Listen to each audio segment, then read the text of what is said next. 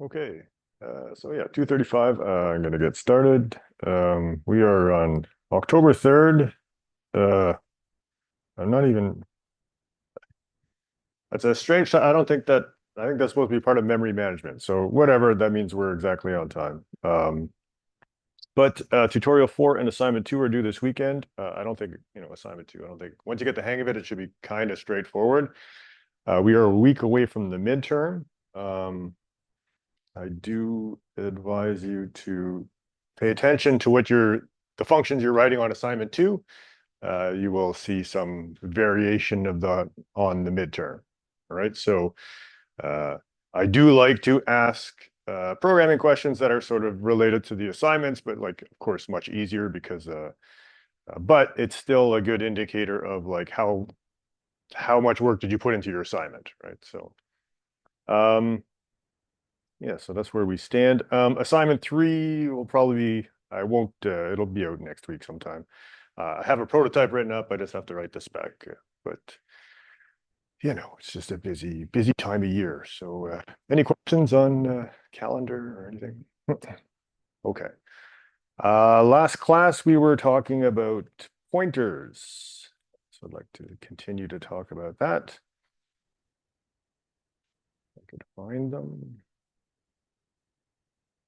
Right, so we left off somewhere around here with pointer arithmetic, right? So the idea behind pointer arithmetic is that, well, a pointer and an array are kind of really sort of the same thing. And is the test online or in person? What, online? No, it's just in person. It's not online at all. There's 2 of them, right? So it's I don't know. I would advise you to write every single one that you can to give yourself the best chance at a good mark.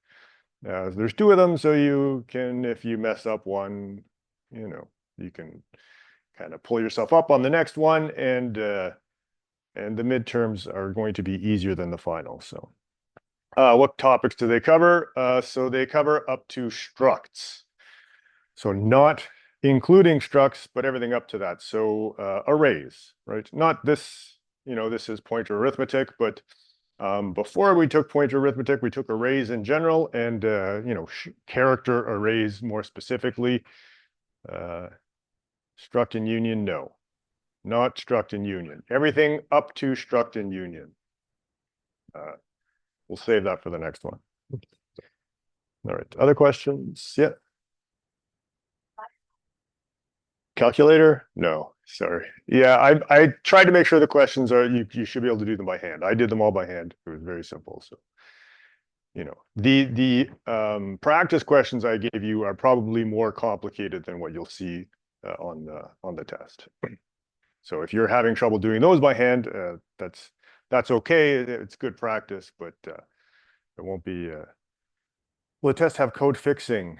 You mean like spot the bug and fix it? Is that, I mean, I would have to be really mean to do that. C is such a pedantic language.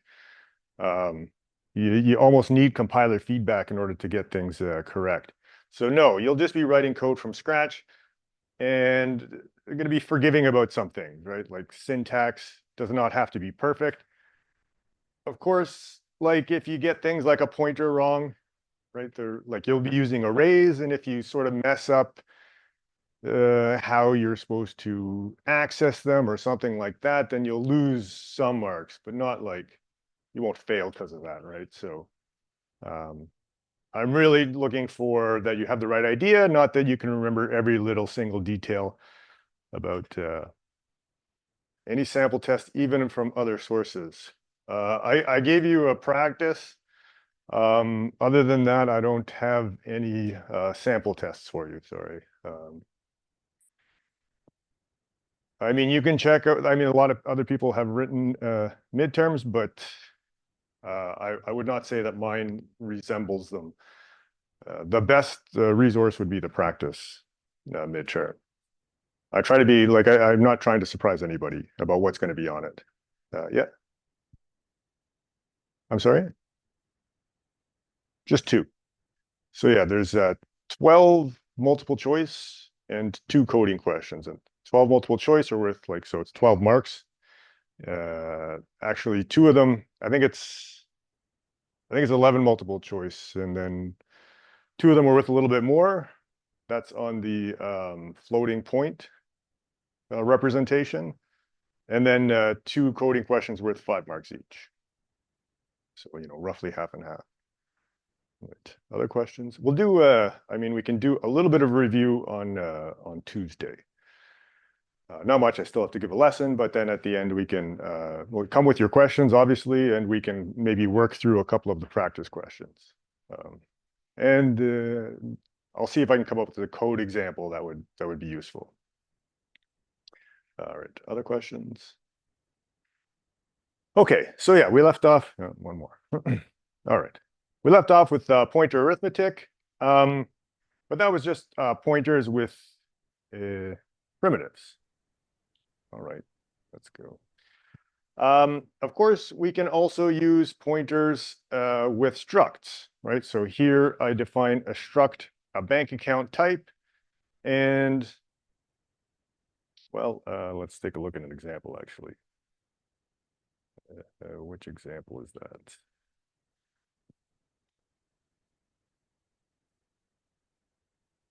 Something to do with structs. Okay, right. So we have a bank account type struct. It has an owner, an account number that's an int, and a balance that's a float. So we'll just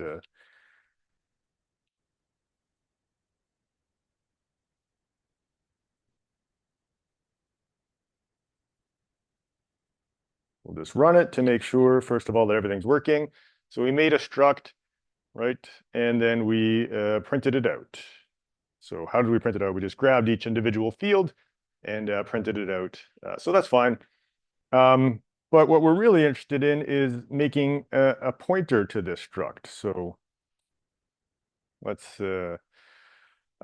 so I declare a variable of type bank account type, right? That's my struct type. But now when I declare the pointer or declare the variable, I include the star, right? So this is a pointer declaration.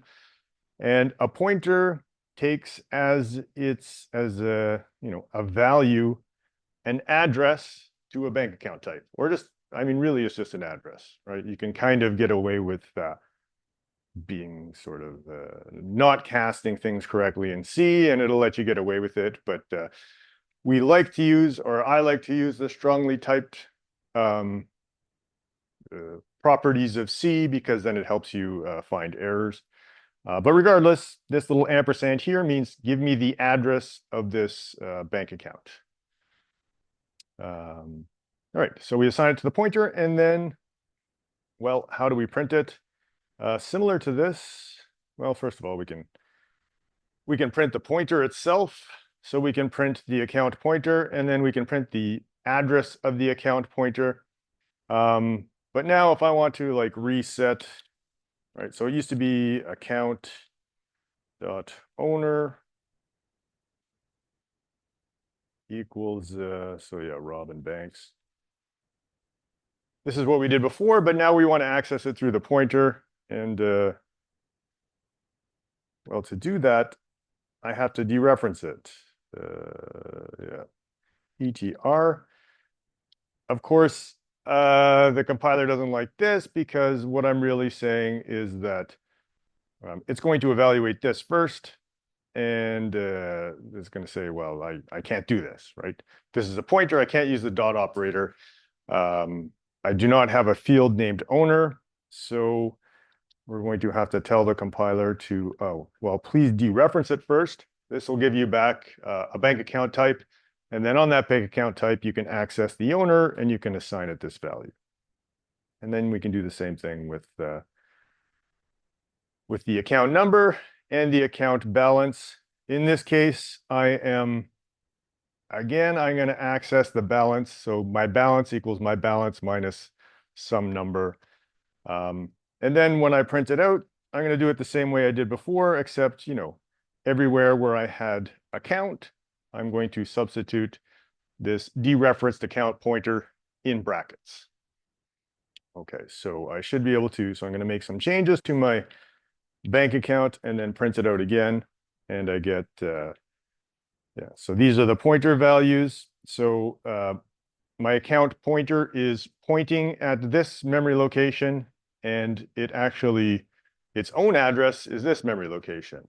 And it seems like it's only two different, right? How many should it be? I guess this is maybe not a fair question, but assuming that the thing that account pointer points at and account pointer itself are beside each other in memory, then you should have at least 8 bytes available for the pointer, right? And this kind of looks like 2 bytes, right? So why does it look like 2 bytes? Or how many bytes is this?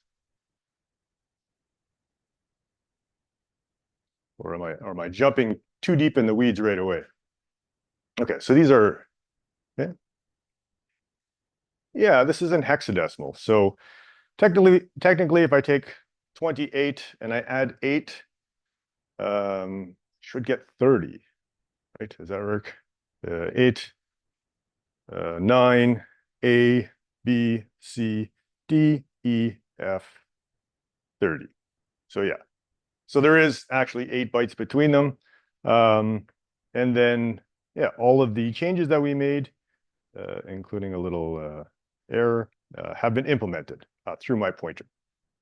Okay, so that's why would we want to subject ourselves to this, though? Because this is the fact that we have to always put it in brackets is kind of a pain. Okay, so in C, they actually realized that this was a pain, so they gave us a slightly better syntax. So instead of dereferencing my pointer, putting it in brackets, and then using the dot operator to access those fields, right? I'm going to do that in one step with the arrow operator, right? So the arrow operator works on a pointer, and what it does is it kind of returns the underlying data item, and then you call whatever field, or you access whatever field you want on it. So in this case, this is going to return a bank account and grab me the owner from that particular bank account. And I can assign it values, right? I can write to those and also read from them, right? So this is a much more convenient way, since we use pointers everywhere, a much more convenient way to access all of these things. All right, and then yeah, so Robin Banks, Robin Hood, and we changed the account number and we changed the amount of money, and yeah, so that's pointers. So the big lesson is the arrow operator. If I'm using just a variable that I declared of bank account type, I use the dot operator. If I'm using a pointer of bank account type, I can use this arrow operator and get the same results. All right, questions? Yeah.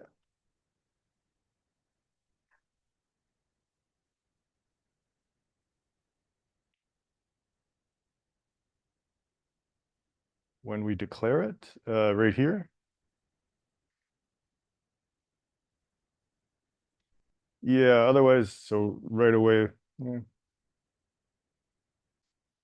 yeah, because well, yeah, this is a mess now because it's going to be very type safe. It's going to ask for bank account type here. So yeah, yeah, that works. But you definitely need the star. Yeah. You can get away with some stuff in C, but other stuff it's particular about. And pointers, whether it's a pointer or just a value, it can be picky about, especially using structs. Other questions? Okay. All right. So, yeah. So we have a bunch of awkward syntax that we wanted to get rid of, right? So this is the sort of, I guess, not smart way to access a pointer. So instead, we substitute the arrow operator. Okay. Let's look at, so we have a person type, we have a student type. And so yeah, pointers can be useful for passing data to functions. So let's say that we have a student type. We initialize all of these values, and then we call this increase age function, right? So I want whatever. I mean, increase age is not that big a deal, but there's some functions that do things to my student type that are useful, right? So I have a person type, first name, last name, age, and then my student type uses a person type, and then I have a student number and a GPA. And so I have an increase age function that takes a student type and increases the age. Okay, so nothing earth-shattering yet. So we're going to make a student type. We're going to fill in all the details, and then we're going to print out the student age, and then take it from there.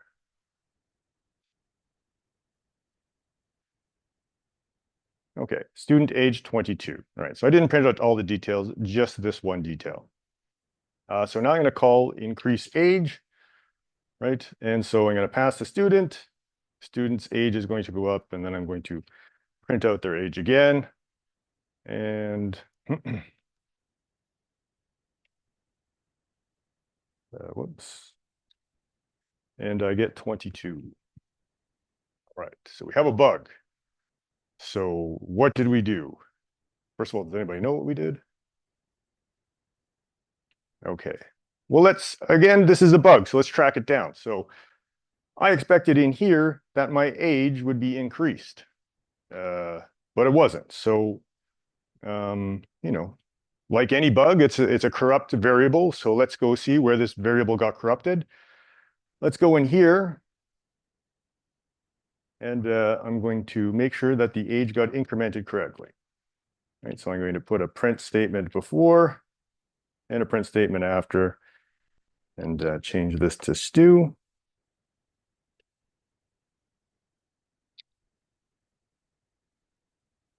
And yeah, student age in function.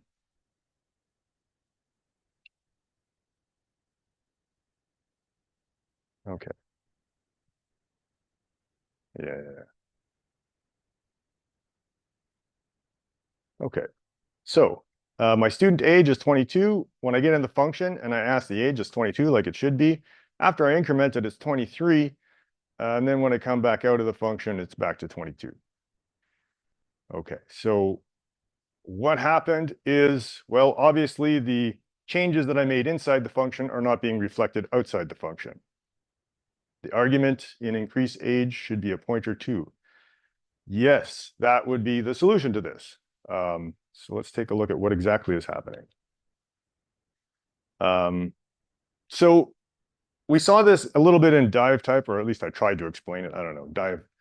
There was a lot of structs there, and maybe the lesson didn't quite go, sink in. But I had a dive type, so a struct, and then I assigned it another dive type, a struct, and we talked about how, right? I had one dive type over here, and then another dive type over here. And what I did is I just copied the values from one dive type into the other. So that's essentially what we're doing when we do this. When we pass by, it's called passing by value, I get a variable. So when I think I might have a picture somewhere. Yeah, so right here. So let's just say our student type is quite simple. We'll put the age here. Age 22, and then I call this increase age function, and what happens? Well, I have a parameter that's of type student, and it gets allocated all the memory that it needs. So it gets allocated as a separate student type from Stu. And then let's say this is a GPA or whatever, and 1.0. Okay, so when I call this, I do not get a reference to this student type. I get a copy. So I just copy these values in here. GPA gets 1.0. I call stu.age++. There's another struct in there, but just imagine for a second that this is a simplified version. This gets increased in my new function. And then when I return from the function, this call stack, this stack frame gets popped off the stack, and that student is just gone, right? So this, when I pass by value, what I get is a student type that's a local variable, essentially. I've copied the values in, but any changes I made are not reflected. What I really wanted to have happen is this to be 23. Okay. So what's the solution to this? Well, like everything in computer science, a little bit of indirection. I mean, I am sometimes still shocked at how well a little bit of indirection works. But we can definitely do that here. We can say, well, instead of a student type, I'm going to just say student type pointer, right? I'm just going to give the address of the other student type. So we're going to make a copy of the address, not the student type. And this is known as pass by reference. And in C, when we do pass by reference, usually what we're referring to is a pointer. So I'm going to go in here and I'm going to, I'm going to change this to a pointer. This means I'm going to have to, well, of course, I'm going to have to adjust some of the syntax. I'll just comment these out for now. And then down here, oh, well, it doesn't take a student anymore. So I can't really pass in a student directly. Now I have to pass in the address of a student, right? So this will give me back the memory address that this student resides at. And now we can try this increase age function. So we got 22 and 23, and I guess we could track it all of the way. We'll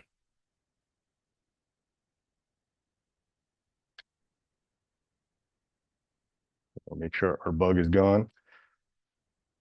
So when we make the student, the age is 22. When I first enter the function, it's still 22. When I check it inside the function, it's 23, and then outside the function, also 23. Right? So pass by reference, that means now I'm actually passing in the address of this, and when I make changes in here, the changes are reflected in this variable. Okay, question? Yeah.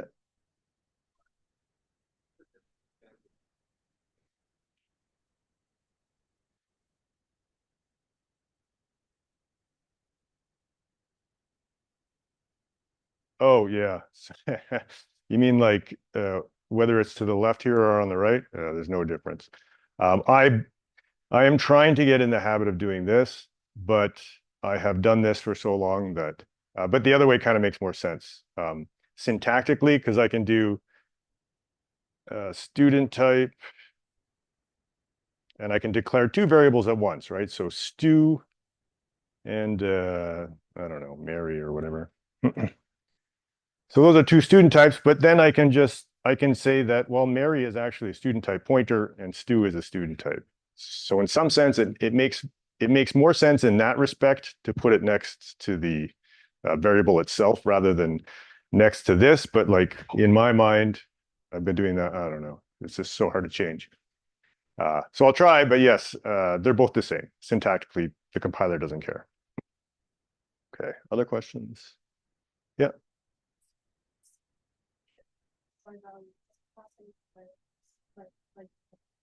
By default, exactly, yes. So when I declare, yes, every time I make a parameter, it's a copy. And in fact, you can kind of think of this as being passed by value, but now the value is a memory address. Yeah, exactly. More struct pointers. So let's take a look at what happened in terms of memory. What is the relevance of making first and last inside a person type of pointer? Right. So that is one of the sort of peculiar properties of C is that instead of strings, they use character arrays. And as we sort of been talking about, arrays and pointers are really the same thing, right? There's a little bit of the compiler will keep track of, the compiler will know the difference in how you declared it, but in terms of how you use it, they're precisely the same. And really, they are both pointers when you get right down to it. It's just the compiler is doing a little bit of extra work to keep track of like the size of one if I declare it with the angle brackets. If I do something like this. right? The compiler is going to store that extra information for me, even though ARR is just a pointer. So yeah, the significance is that first and last are just strings. They're character, a char star is the same as a char array is the same as this. These are all strings. All right. Okay, so what happened now when we made our little call? So we made a student type here. We have what do we have? GPA 1.0. We had age 22, and let's put this student type. Let's put it at a memory address, AA. So then when I said I called increase age, I'm passing the memory address of Stu, so I'm passing this AA value. And now this Stu pointer, so student type pointer, or I guess we'll just call it Stu, contains the value AA, right? Contains the memory address. So now in here, I say, well, I use the arrow operator. I say, well, follow this, jump to that address, and then you're going to find a student type there. And from that student type, grab me the age. So it jumps to here. It says it knows the offset of the age variable, so it can grab that and say, oh, you wanted to increment that? Sure, no problem. Right?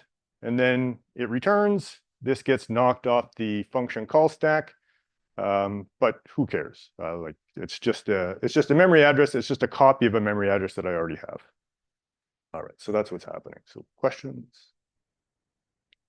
All right. Did we miss anything here? Yeah, well, so yeah, when we pass on the pointer, this is called pass by reference. And if we pass in a variable itself, it's called pass by value. And somebody asked last class about is Java pass by reference or pass by value? Java is pass by value for primitives. And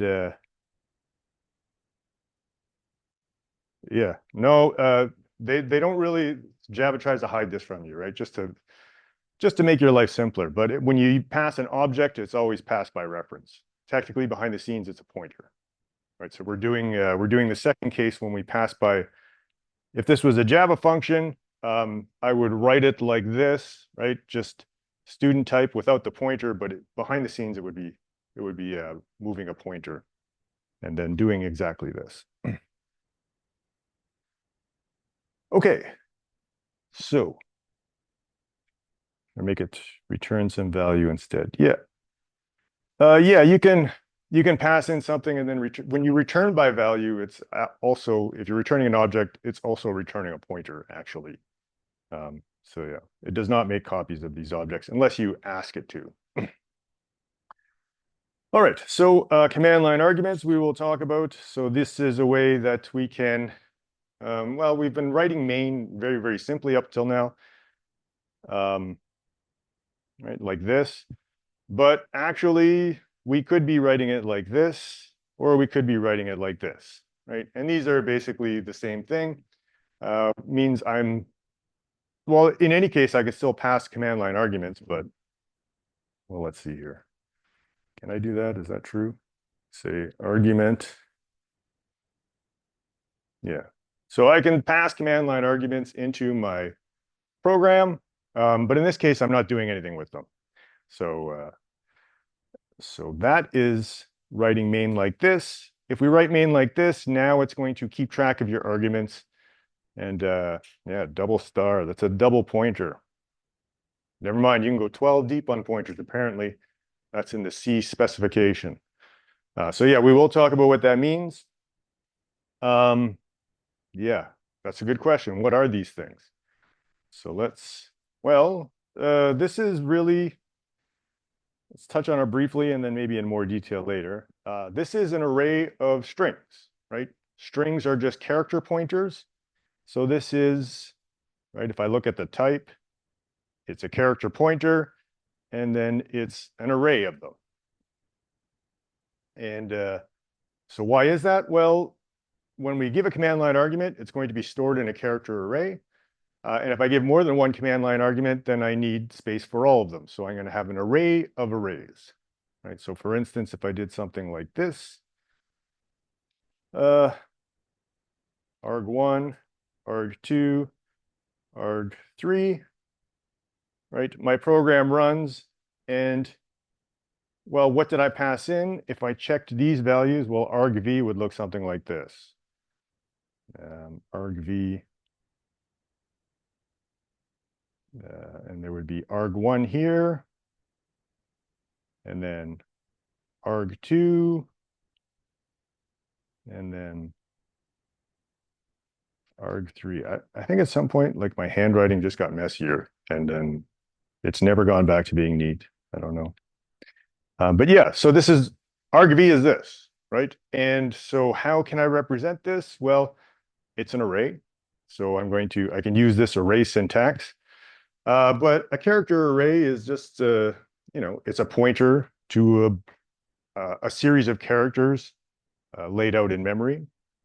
So another way to say that is, well, this is a string, but this is also, a char pointer. So if I grab this, so yeah, this is how we get this double pointer notation, is that this technically is a char pointer. And then when I grab, say the first argument, I'm getting back a char pointer as well. So I have a double pointer here. I don't know. Maybe take a little bit of time, and this is, of course, the maybe easier way to visualize it, but they're both sort of equivalent. Double pointer means double layer of array. Yeah, I mean, it basically means this, right? It's just an array of strings. This is how I would write an array of strings. This is the syntax I would use to declare it. It is possible, I would have to look this up actually, but it is possible that I get mutable strings here and not here. But to be honest, I would need to look that up. So mutable means that I could make changes to them. But so let's work with it a little bit, and maybe it'll become a little more clear. Pointer to the array and then a pointer to the argument. Yeah, it's like, so if I said argv0, well, what does that return? Technically, it's going to give me a value that's a character pointer. And actually, technically, argv is also a character pointer. So yeah, I have a character pointer to a character pointer. It's a double. I mean, let's not get too hung up on that. That's something that, what's that thing called? That's something that it just, some things just take time before they sink in properly. That's all. But yeah, so I'm going to declare it like this. You could think of it as, it's an array of strings. argc is going to be the number of elements in this array of strings, right? So argc is basically not the maximum value I can put in here, but the maximum value. So how would one more than the maximum value, right? I was going to say the maximum value -1. That's technically not correct. The maximum value I could put in here is argc -1. I can, of course, go over that and access memory that I'm not supposed to, but if I want useful stuff, that's what I would put. So all I'm going to do is write some command line arguments and then print them out. So,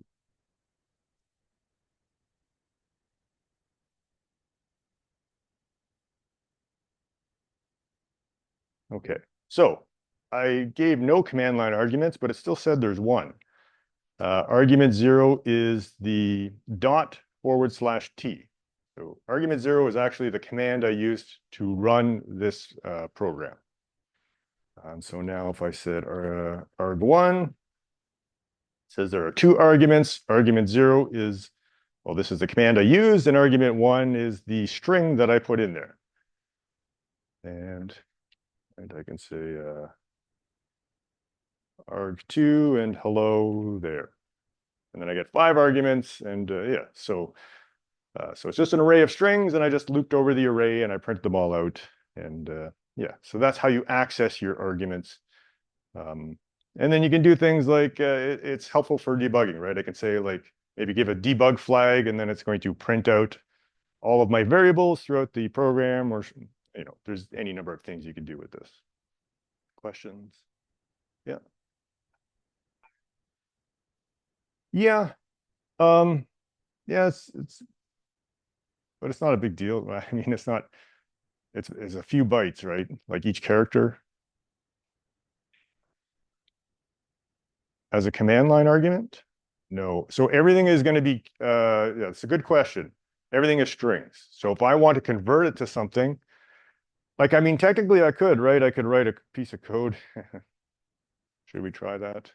Well, let's look at something we can do with it. So I mean, there's ways to take strings, and if it's a number, I can convert it to a number. So we'll see this one here. So again, I'm going to write it so that I can take in some command line arguments, and then I'm going to take the average. So this is a double precision float. And so I am expecting that the user is going to give me a bunch of numbers. And what I'm going to do is convert them to, is this an int? A toy. That might be int. Yeah, I'm gonna take this, it's a string, I'm gonna convert it to a number and add it to the total. And I'm pretty sure this will only convert to an int, but let's try it out.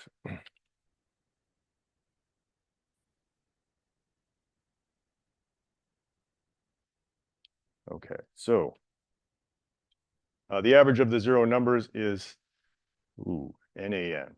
So that's not a number, right? So what happened is that, argc was 1 and it printed out 0.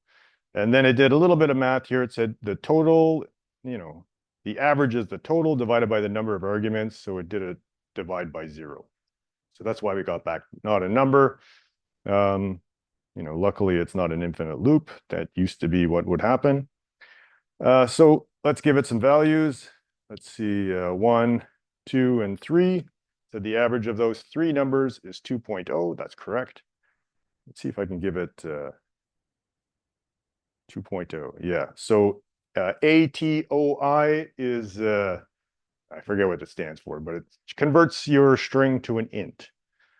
If I did something like 1A, 2B, 3C, it stops reading when it gets to the character. And if I did A, B, C, it's going to interpret all those as 0. All right. So yeah, this little ATOI function, quite useful. I believe there are other ones for like float and double and things like that. Off the top of my head, I can't remember what they are. I would have to look them, but questions? So yeah, technically I can give you all the information for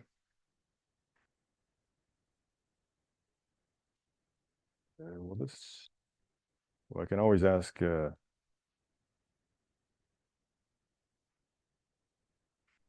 let's see.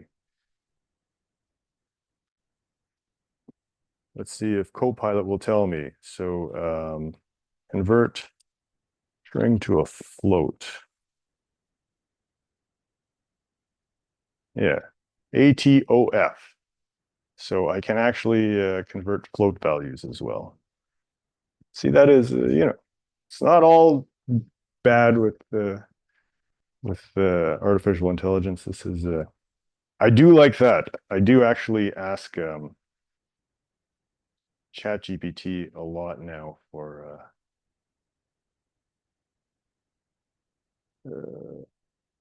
to explain things. It's very good at that, as long as it's well documented on the internet. Otherwise, you got to watch out. ASCII to integer, that makes perfect sense.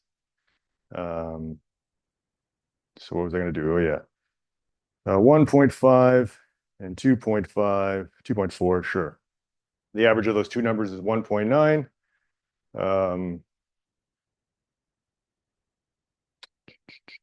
3.9 divided by 2, I guess I rounded off there.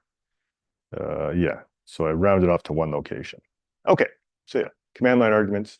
If I wanted to put information other than strings, I can put in numbers and convert them. And then using strings and numbers, I can, fill any struct I want. All right, questions? Okay.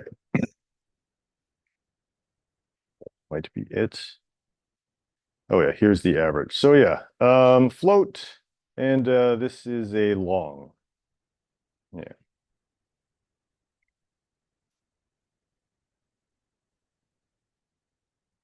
Okay, so one of the things that comes with pointers is memory management, because now we can use a pointer to point to memory that is not a local variable, right? So we can declare, basically we can ask the operating system for a piece of memory. It will go on the heap, which is safer for large data structures and things like that. First, we're going to review all of the memory management or memory stuff, and then we'll go specifically into heap memory. So up until now, everything we've been declaring has been on the stack, right? So it's called statically allocating these variables.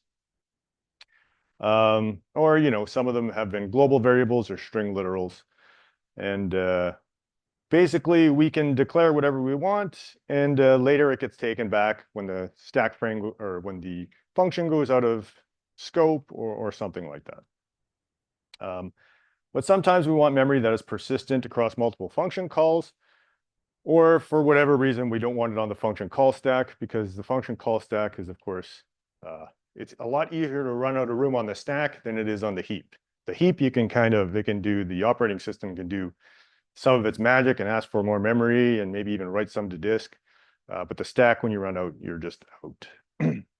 So we talked a little bit about these sections of memory, the code segment. So this contains your program instructions. When I compile it, it turns into some instructions that get stored in memory. The addresses of functions, sometimes string literals. I would have to look up exactly when that's the case. The stack manages the order of function calls, and any local variable that I declare in those functions goes on the stack. The data segment contains global variables, static variables, and constants and string literals. Static variables are variables that are persistent across function calls. I don't think we're going to talk a lot about them, but we might talk a little. And then there's the heap segment. So these are dynamically allocated variables. So I think I drew this for you really clumsily at some point, but this is essentially what happens when I run my program, is that it allocates a bunch of memory for me. And this piece of memory here is this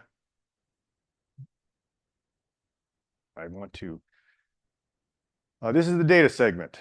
I was going to say text segment, but I think text segment and code segment are the same. So it's a data segment, which means that every time I put a string literal in my program, for one, that gets stored in the data segment as a mutable string array or character array. And then global variables will go in there. And in this next part, the code segment, this is where my program goes. So it gets compiled down to machine code, and all the instructions go here. So when you're running the program, it's constantly, the CPU is loading in those instructions, decoding them, and then executing them. And then the stack segment, well, I get this big piece of memory here, and all the sort of static stuff goes up here, and then the stack goes on the opposite side, and it grows and shrinks as I call functions, right? So every time I call a new function, I get some new memory, and local variables get stored on the stack.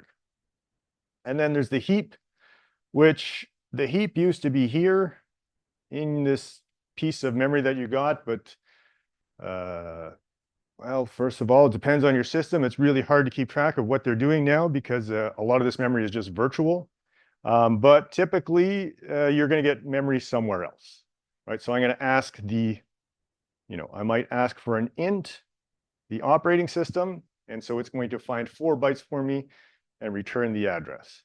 And then at some point, I'm going to give that memory back. I'm going to say, I'm done. You can have it back. Question so far? Yeah. Yeah, as it runs, no, but we can change them by changing the program. The code segment is just your program instructions, right? So if I did, let me see here. I think I can do this. Oh, yeah, where is it? Average.s, right? So this is assembly language. So each of these instructions, these are like, well, depending on the instruction, it might be like 8 bytes, right? So some 8-byte number represents this instruction, and this is really what's stored in your code segment, is sort of the whatever the numbers that represent these instructions are, that's what goes in that little blue section. And so, yeah, no, it does not grow. So once you compile your code, that part is static, right? So of this part, the only thing that changes is the stack. Everything else stays the same throughout the execution of your program. If I rewrite my code and recompile it, of course, the red and the blue sections will change. But when I'm running it, only the stack and the heap change. Yeah, those are good questions, actually. Yes, so just the stack and the heap are dynamic. Everything else is static. I will have global variables in the data segment, so I can rewrite some parts of it, but I cannot change the size of any of them. All right, so yeah, so we can kind of see this in action. So we're going to use this size command to see how these segments are allocated, or at least we're going to look at basically the red and the blue sections. The red section is going to be divided into 2 different sections. So if I look at this, okay, so I've declared a global variable here, and I've declared a little function. It doesn't do much, but let's compile it.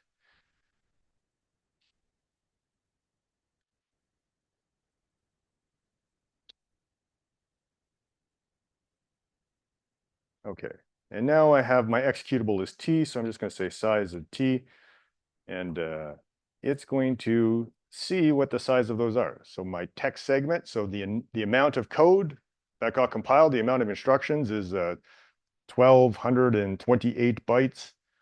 The data segment is 548 bytes. That combined with this, what is that called again? I forget. It's called the block started by symbol. So that is also part of, sort of part of the data segment, but one of these is initialized variables, and this is, I think this one is uninitialized variables. I could have those backwards, but I think that's it. And then your total amount is here in bytes and in hex. And the file name, yeah. So let's make some changes and see what changes in our data segment. So here I have an initialized global variable, so I'm going to uninitialize it and see what happens. Oh yeah, let's turn this off. It's nice, but it's really annoying when you're trying to do something and it keeps suggesting stuff that you don't want.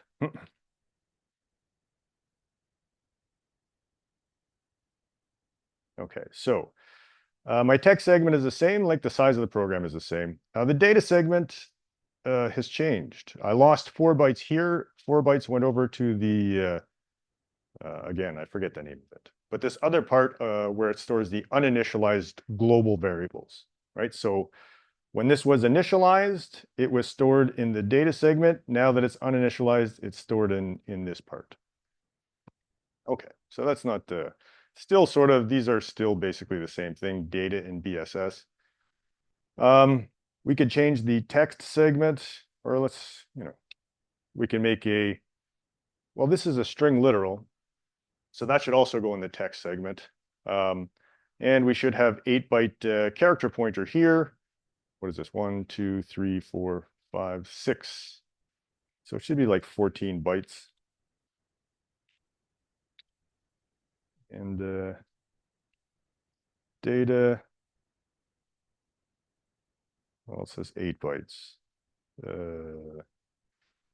Yeah, so this string literal got put in the text segment. So that is the, right, so that is the code segment. So it went in here. As mentioned on the previous slide, sometimes your string literals go in with your code. So I guess this would be one of those cases. And so we can do, well, let's declare a local variable inside my main function, a float. A float is 4 bytes.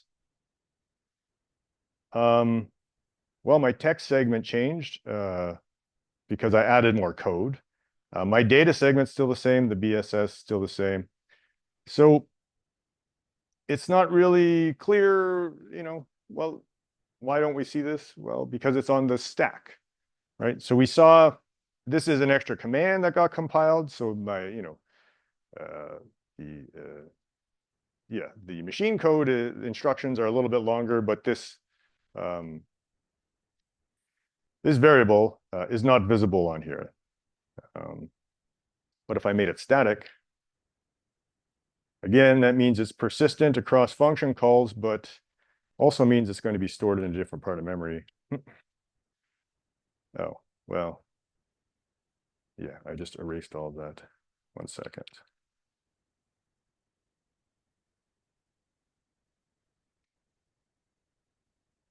So yeah, here I did, well, the text is the same. So data segment, this is the static variable. This is the non-static variable. So when I change it to static, I have 8 bytes more in my data segment. All right, so that's, yeah, any questions on that? This is just a little bit of context for how memory is laid out in C.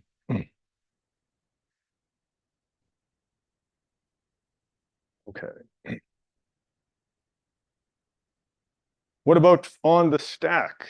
So the function call stack, how does this work? So I'm sorry for the tiny writing, but it was the only way I could kind of fit all of these things on.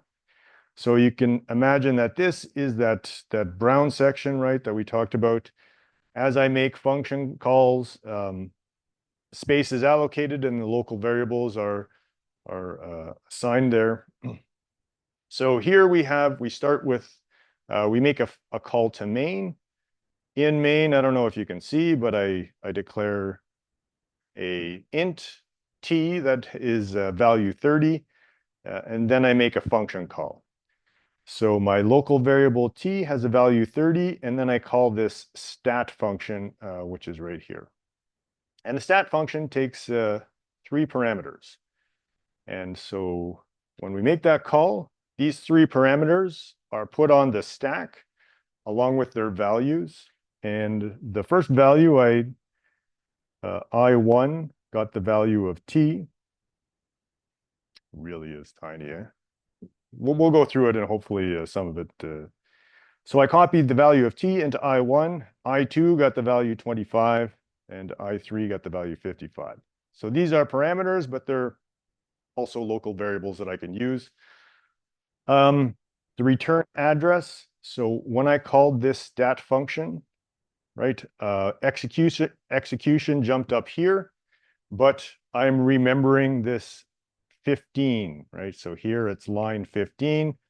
You can pretend that's a memory address. So this is what I'm remembering. When I jump back, when I come back from this function call, this is where I'm going to pick up execution. And then I declare in here a local variable float r. So yeah, that gets put on the function call stack as well. And then we call this average function. So I1, I2, and I3 are copied into M1, M2, and M3. So these 3 values get copied into here. I declare a local variable TT1, and I store the return address. So when I called average, yeah, I did that from line 10. So I would store that. So when I returned to that function, I would pick up there. Does it save us memory in the stack if we pass by reference? Yes, generally speaking, it does. Not so much for Ints, of course, are 4 bytes, so you can pass by value all day long, it won't matter. But when we have big objects like that are hundreds of bytes, not objects, sorry, structs. When you have big structs that are like hundreds of bytes, it saves you a lot of memory on the stack to pass by pointer. All right. Then we make a call to add. We pass in these two values and the return address. And then, so I add N1 plus N2, that's these two, I get 55. I return that value. That gets loaded into TT1. So now this has a value of, well, 55 for this return value and 55 for M3, so it has a value of 110. At which point I'm going to return TT1 divided by 3.0, and that will be loaded into my float here. So now my float has 36.67, and you can see I'm popping off the stack frames. All that information I left is still there, technically, but as soon as I make another function call and I allocate a new stack frame, it's going to overwrite that. So it doesn't bother deleting it. This is C, so yeah, it's not going to delete anything. It's just going to leave it there to be overwritten. And then finally, I'm going to print out this average or whatever I've computed here. I'm not exactly sure. And then return to the main function. All right, so yeah, that's essentially what your stack is doing as you make these function calls. Does stack size depend on the size of RAM? That's a very good question, and I'm not precisely sure. And again, it probably depends on your system. But I know for things like Java, you can ask for, I think you can definitely ask for less memory. You might be able to ask for more as well. You say like, I'm going to need a lot of stack space. But I know definitely you can ask for less because we do that for assignments in 2402. But yeah, generally speaking, it's hard to use up all your RAM these days. That used to be an issue, and it used to be right when you made so Linux, because Linux used to go on old computers that didn't have a lot of RAM, so you'd have to allocate what's called swap space, which means that when you run out of RAM, it just starts writing stuff to disk. So yeah, it's not, from that perspective, like the size of your RAM is not going to be a really limiting factor on the size of your program. It can limit how fast it'll run. If it's writing to disk, it's going to be very slow, but yeah. But yeah, these are good questions. I like them. Other questions? Okay, so we've looked at the data segment, the code segment. We've looked at the stack, so that leaves the heap. So this is memory that we ask the operating system for, and then we tell the operating system we're done with it, and it can take it back, right? So the operating system, generally speaking, has something that manages this memory for us. So when we use the word allocating, that means we're reserving a sequential chunk of memory, and deallocating means we're giving that memory back, and then it can be used for something else. So why do we need this? Well, we get more control over the variable lifetimes, right? So we saw the stack as it grew and shrunk, but any local variables that were declared, they got, they're garbage now when I return from that function call. I get more control over array sizes, right? So, I mean, computers are data processing machines. And so generally speaking, you're going to have huge data structures if you're writing. Almost any application involves huge data structures.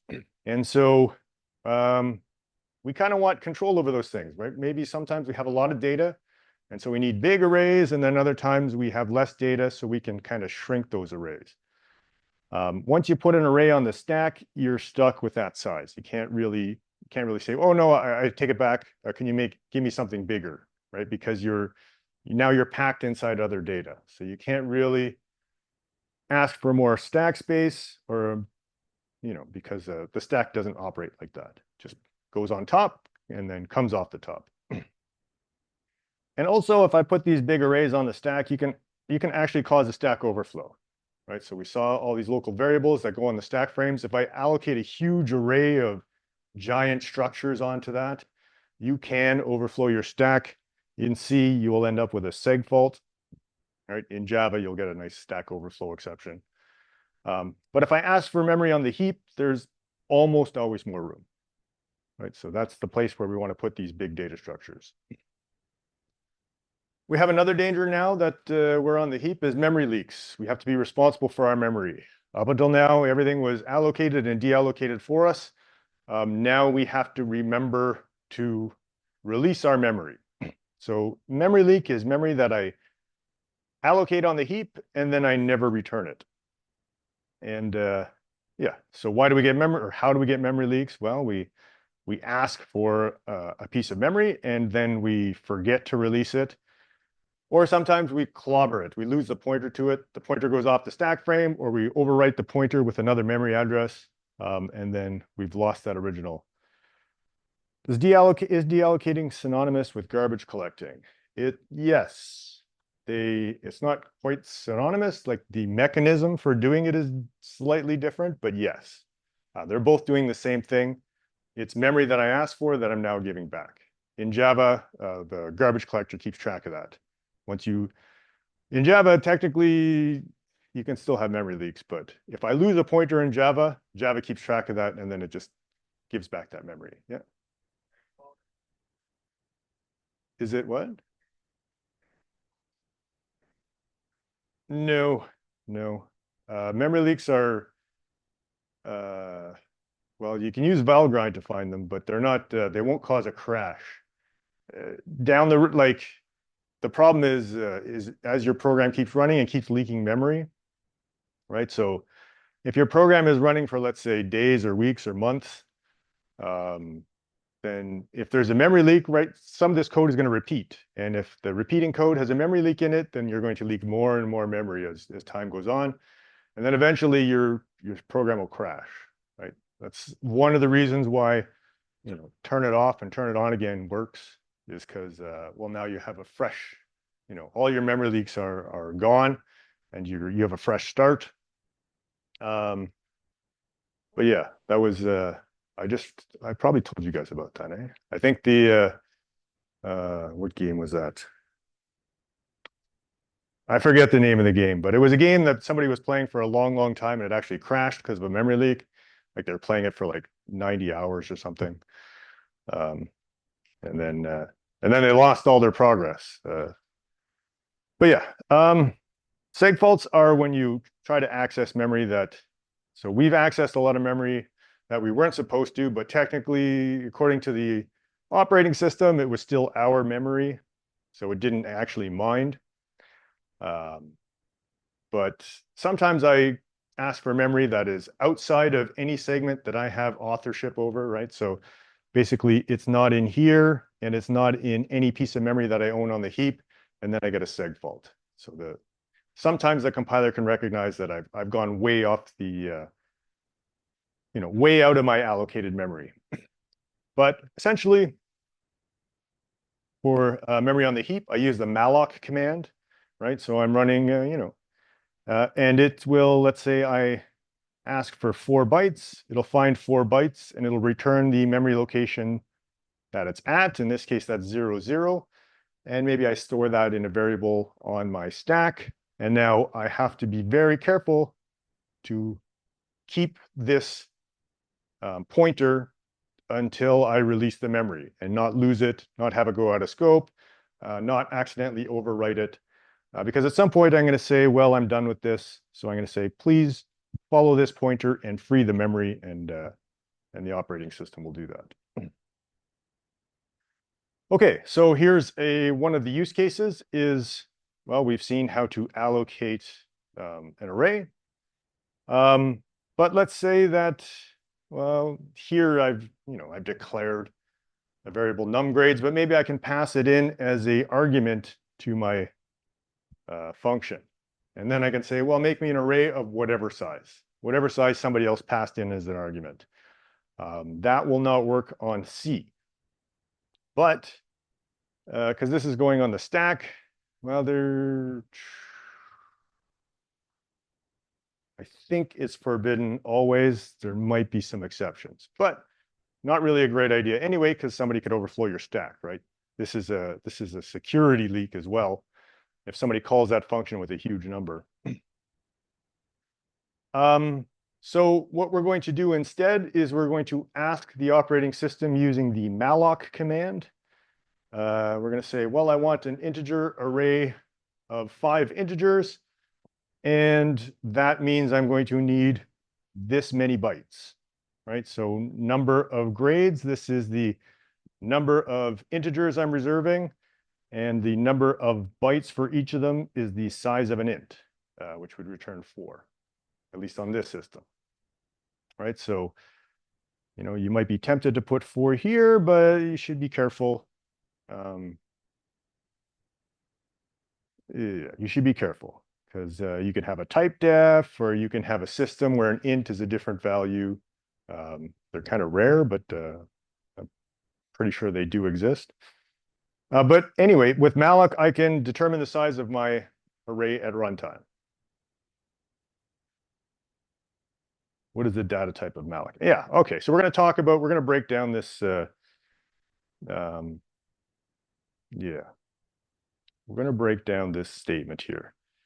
So I did cast it to an int. Technically, a malloc returns a void pointer, right? Which means just a pointer to whatever. It's just a pointer. This is an int pointer, so I can cast it to an int pointer. And this helps the compiler catch errors, although you don't technically have to do it for this to work. Yeah. And then basically I'll get back a piece of memory that is, 20 bytes. And then the grades points to here, right? Grades is just a pointer. And then I can use array notation to access those pieces of memory. Okay. Let's get to an example. So one thing that might happen when I call malloc is that this could fail. For whatever reason, the operating system could not grab me more memory. So if that happens, it's going to return null. So whenever I malloc memory, I really should check to make sure that this succeeded. Otherwise, you can get like a seg fault or some other weird. Well, I guess it's going to be null. So you'll get you will definitely get a seg fault if you try to access it, but then you're stuck trying to track down a seg fault. But all right, let's.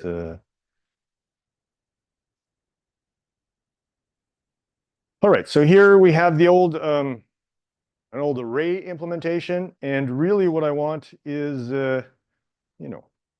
this is an array of size 50, but I may want to make it an array of size A, right? So whatever, I don't know, whatever I declared. But if I try to do that, the compiler's not happy, even though 50 is plenty of room to hold this many, 8 integers. So here I've tried to, dynamically allocate an array on the stack, but what I really should be doing is allocating it on the heap. So you'll notice I did not cast to void pointer here, or sorry, I didn't cast to an int pointer, returned a void pointer, but this will still work. And how much space did I need? Well, I need 50. I want my array size to be 50 times the size of an int, which is going to return 4, whatever that is.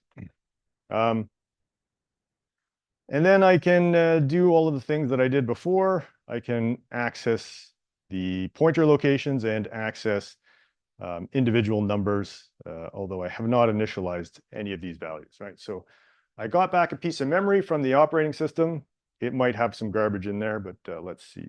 I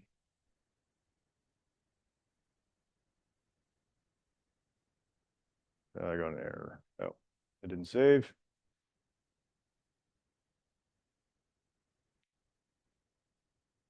Okay, so this is the memory location that I got back. It returned a pointer. And when I printed them out, I printed out a couple locations and, oh, well, this is done wrong. So technically, I think they're both 0.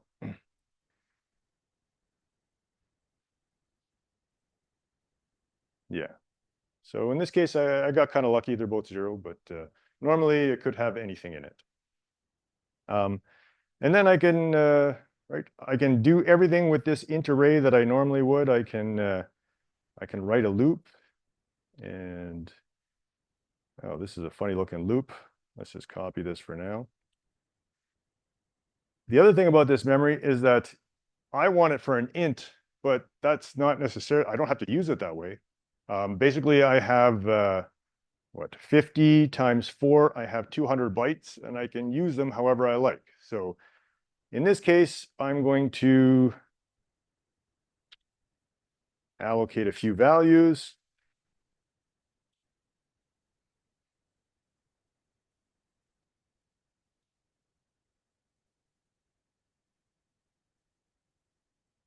Right, and then I can print them out after.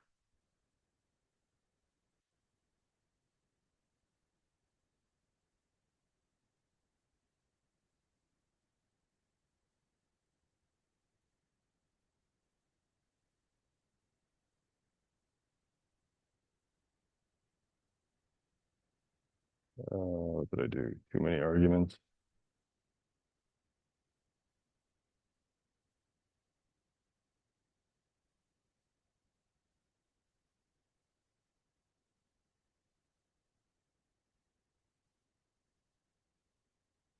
I'm a little confused. Let's see if compiling will clear that up. Yeah. So I guess it's not me that's confused. It's the yeah. So I read these into my array and I printed them all out, and for some reason, I don't know, it's complaining.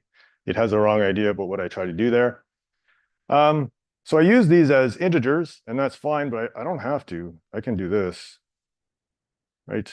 I can make an array of characters, and here I can say, well, point it at the same memory location, right? I mean, this is not formatted in any kind of format. And then instead of doing all of this array stuff, I can write a bunch of characters, right? So I'm going to write the characters A, B, and C into the first 3 locations. And then I guess these, it's going to complain, but I can do a print on that.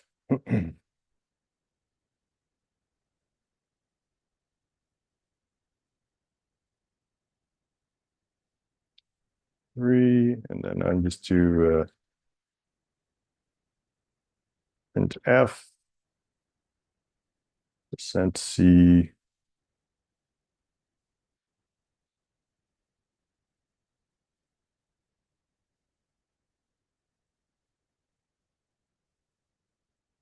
yeah. So this is right. So I'm using the characters as numbers here. That's basically what's happening. So I'm saying I did this kind of backwards, but I said, loop from A to just before D. So I'm going to go A, B, and C, and then we'll take that value and subtract A. So A is going to go in location 0, and then B will go in location 1. Oh, did I do that? Maybe I did that backwards. Let's see what happens. This may not give me the thing that I expected it to. So it says warning incompatible types. Yes, it's going to warn you if I do not cast this. This is technically an int pointer, but I can cast it to a character pointer.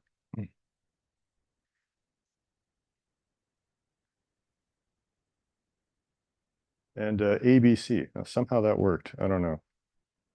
Well, yeah. So I can use it as an array of ints, but maybe I change my mind. I want to use it as an array of characters instead. I can definitely do that. I can do whatever I like with this, right? So that's why one of the reasons why we emphasize so much bit representation of numbers, because you can sort of mix and match if you're dedicated. All right, questions? Okay. This is the example that we were looking at. So I want an array of grades, and I want 5 of them. So I'm going to malloc num 5 times the size of an int. So I'm going to get 20. If this fails, I exit. Otherwise, I can use this just as I would any other array, right? So grades at 0, I'll assign 10. Grades at 1, I'll assign 20. I can also use pointer arithmetic here, and everything works exactly the same as if I had allocated these on the stack. So this.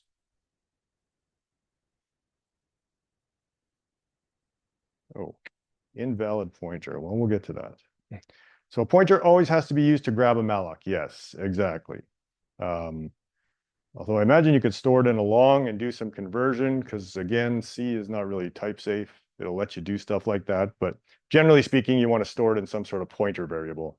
And if you don't, if I just malloced out of the blue without saving it, then that's a memory leak, right? I just grabbed a value and threw it away, and now it's definitely gone.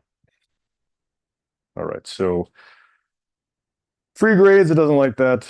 We'll come back to why in a second. So I'm going to get rid of that and then run this. Okay, so it works great. But Valgrind, have we talked about Valgrind yet? So I can run it with a utility called Valgrind that is in, I think it's in most Linux distributions. And if not, it's very easy to download. But so it ran perfectly fine. But when I look at running it with Valgrind, right? So now it's going to run my program and keep track of a bunch of stuff. And one of the things it keeps track of is how many things I malloced and how many things I released. And it says I definitely lost 20 bytes in one block, right? So that array that I malloced of, nums times the size of an int is 5 times 4 is 20. I definitely lost those 20 bytes because I did not release them. So let's go back and I'm going to use free. So free is a function that I can call that is in some sense the opposite of malloc. And you can see it still works. And if I run it with Valgrind, so I had 2 allocs, 2 frees. Is that right? Did I have 2 allocs? Maybe I broke it down a little bit. But all of my heap blocks were freed, so no leaks are possible. So in this case, I have properly managed my memory. Everything I malloc, I need to free. Technically, if I didn't free this, it's not the end of the world for this program, right? Because I'm exiting and it's going to reclaim all that memory. But in terms of marks, please do this. Get in the habit of freeing everything that you malloc, just to develop these good habits. Free has no return value. That's another good question. I would have to look that up. Doubt it. It might have like a error signal or something. So when we come back with today's Thursday, so yeah, next week, one of the things we'll talk about is what did we do here and why did that cause problems? Because it crashed earlier when we tried to free it as a result of this little chunk here. So we'll talk about that next class. We'll also, come with your any midterm questions you have, and yeah, get your assignments in for this weekend. Yeah. Okay.